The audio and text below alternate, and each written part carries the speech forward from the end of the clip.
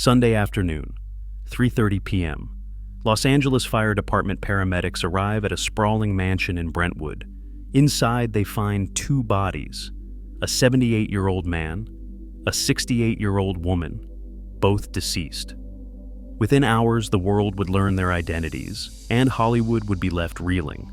By nightfall, police would be questioning a family member. This is what we know about the deaths of Rob Reiner and his wife Michele, and why investigators are now focused on someone inside their own home. On Sunday, December 14, 2025, the Los Angeles Fire Department responded to a medical emergency call at a residence on Chadbourne Avenue in Brentwood. The call came in at 3:38 p.m. local time. What they found inside triggered a massive homicide investigation. Two people were discovered deceased. Within hours, they were identified as acclaimed filmmaker Rob Reiner, 78, and his wife Michele Reiner, 68. The Los Angeles Police Department's Robbery Homicide Division, the elite unit that handles the city's most serious crimes, immediately took over the investigation. At a late-night press conference, LAPD Deputy Chief Alan Hamilton confirmed they were investigating an apparent homicide, but he provided few details. Multiple law enforcement sources reported that both victims appeared to have suffered stab wounds, lacerations consistent with knife injuries. Sources also told investigators there were no signs of forced entry at the residence, suggesting whoever was responsible either had access to the home or was allowed inside by the victims. The Reiner family released a statement Sunday evening. "It is with profound sorrow that we announce the tragic passing of Michele and Rob Reiner. We are heartbroken by this sudden loss, and we asked for privacy during this unbelievably difficult time." But the investigation was only beginning, and its focus would quickly turn inward. Rob Reiner was one of the most influential filmmakers in American cinema. Born in 1947, he first became famous as Michael "Meathead" Stivic on the groundbreaking sitcom All in the Family, winning 2 Emmy Awards in the 1970s. But it was behind the camera where Reiner made history. He directed This Is Spinal Tap in 1984, essentially inventing the mockumentary format. Then came an extraordinary run: Stand By Me in 1986, The Princess Bride in 1987, When Harry Met Sally in 1989, Misery in 1990, and A Few Good Men in 1992. His films defined a generation. Lines from his movies, You Can't Handle the Truth, Hello, My Name is Inigo Montoya, I'll Have What She's Having, became embedded in American culture. Michele Reiner, 68, was a photographer and producer who collaborated with her husband on many projects. They met on the set of When Harry Met Sally in 1989 and married that same year. Together they had 3 children, Jake, Nick, and Romy. The couple was also known for their political activism, fighting for marriage equality and early childhood development programs. They were a fixture in Hollywood and in their Brentwood neighborhood, where their daughter Romy lived directly across the street. What makes this case particularly complex and deeply tragic is where the investigation has focused. Deputy Chief Alan Hamilton made a carefully worded statement Sunday night. "We are not looking for anyone as a suspect or in any other manner at this time." This language is significant. It indicates that investigators do not believe there is an unknown perpetrator at large threatening the public. In homicide investigations, this type of statement typically means police believe the person responsible is either already known to them, already in their custody, or no longer poses a threat. Hamilton confirmed that investigators were interviewing a family member Sunday evening regarding the deaths. He clarified this person had not been detained and was not being interviewed as a suspect at that time. Hamilton said they will try to speak to every family member they can to get to the facts of the investigation. However, law enforcement sources have indicated that police are actively seeking the Reiner's 32-year-old son, Nick Reiner, as a principal suspect in the deaths of his parents. It is absolutely critical to emphasize that Nick Reiner has not been arrested. He has not been charged with any crime. He has not been officially named by police as a suspect. Under American law, he is presumed innocent unless and until proven guilty in a court of law. But the focus on a family member, and specifically on one of the Reiner's children, has raised profound questions about what could have led to such a tragedy. To understand why investigators might be focusing on Nick Reiner, you need to understand his history, a history he has been publicly open about. Nick has spoken candidly about his long struggle with drug addiction. In 2016, when he was 22 years old, he co-wrote a semi-autobiographical film called Being Charlie with screenwriter Matt Elisafon. His father Rob directed it. The film explored the devastating cycle of addiction and recovery, a cycle Nick knew intimately. In interviews promoting the film, Nick revealed he first entered rehabilitation around age 15. By 2016, he told reporters he had been to rehab approximately 18 times.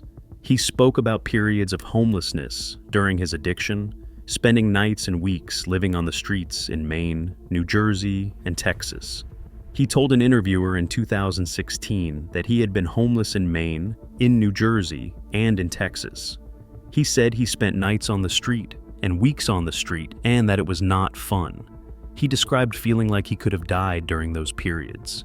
He said when he was out there, he could have died. "It is all luck," he said. "You roll the dice and you hope you make it." At the time of those interviews, Nick said his last stint in rehab had been 3 years earlier, and he expressed hope that he would stay clean and never be homeless again. He spoke about how working on Being Charlie with his father had helped heal their relationship. He said it really clicked for him because they did not bond a lot as a kid. When he saw his father direct, it was something he was interested in. He said he thought, "I was like, wow, he really knows a lot, and it made me feel closer to him." The making of that film appeared to be a turning point, a chance for father and son to understand each other through art. But addiction is a lifelong battle. And what happened in the years between 2016 and Sunday afternoon remains unclear. In homicide investigations, especially those occurring inside a home with no signs of forced entry, law enforcement follows a well-established protocol. Statistics show that victims are most often killed by someone they know, a family member, intimate partner, friend, or acquaintance. When police find victims inside a locked home with no evidence of break-in, they immediately focus on who had access to that home, who had keys, who knew the security codes, who could enter without raising alarm. In this case, several factors appear to have directed investigators' attention toward family members. No forced entry suggests the perpetrator either lived in the home or was welcomed inside by the victims. The nature of the deaths, multiple stab wounds if confirmed, typically indicates a crime of passion or personal rage rather than a calculated killing by a stranger. Such attacks are often committed by someone with a close relationship to the victims. The victim's lifestyle was private. Rob and Michele Reiner were not known to have enemies. They were beloved in their community. There were no public disputes, no known threats, no clear reason to believe a stranger would target them. Immediate family proximity matters. Their daughter Romy lived directly across the street.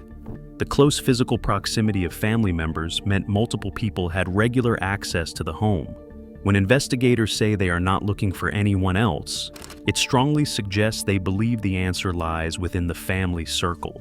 Reports indicate that the bodies may have been discovered by one of the Reiner children, though police have not officially confirmed who made the 911 call.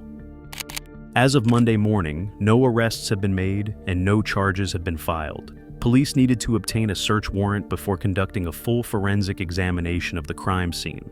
Deputy Chief Hamilton emphasized the home remained in the exact condition it was when officers first arrived, preserved for thorough investigation. The Los Angeles County Coroner's Office will conduct autopsies to officially determine cause and manner of death. Toxicology reports may provide additional information, but can take weeks to process. If Nick Reiner is eventually located and arrested, he would be booked into custody, advised of his rights, and entitled to legal representation. The Los Angeles County District Attorney's Office would then decide whether to file criminal charges based on the evidence collected by police. A formal charging decision would likely come within 48 to 72 hours of any arrest. If charges are filed, Nick Reiner would appear in court for an arraignment where he could enter a plea, but right now, none of that has happened. The investigation is in what Deputy Chief Hamilton called its earliest phase. Beyond the police investigation, beyond the legal process, this is a story about a family torn apart. If the focus on Nick Reiner proves to be accurate, and again this has not been officially confirmed, it would mean the parents were allegedly killed by their own son. It would mean siblings lost not only their mother and father, but also in a different way, their brother. It would mean Jake and Romy Reiner face the unimaginable task of grieving parents while processing allegations against their sibling. Nick's history of addiction adds another layer of tragedy. Addiction is a disease that destroys lives, families, and futures. It can drive people to acts they would never commit in their right mind. It can create desperation, paranoia, and violent behavior.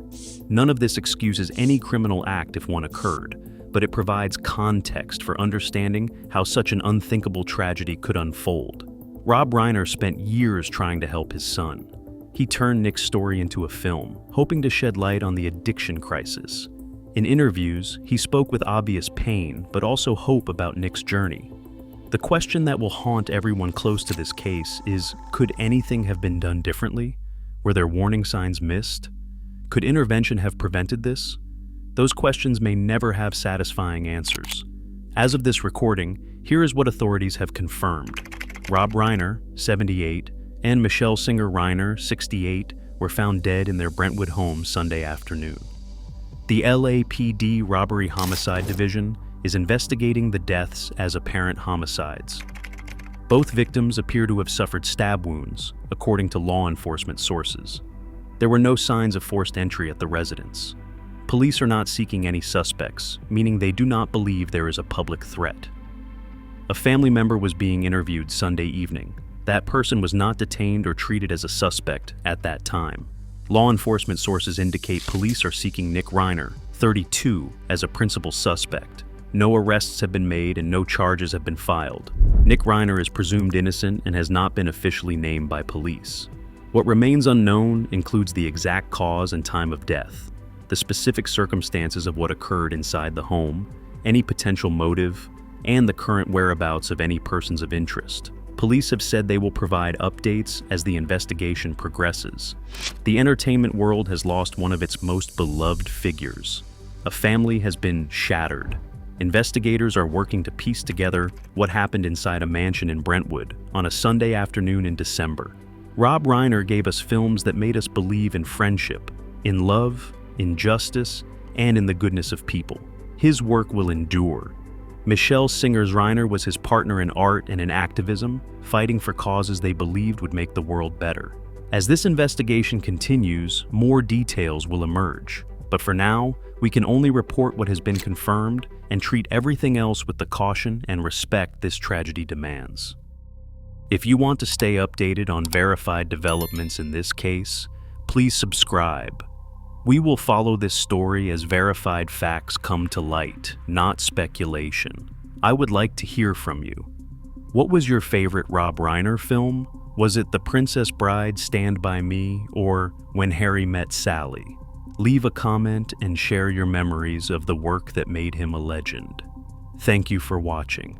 Our thoughts are with the Reiner family during this devastating time.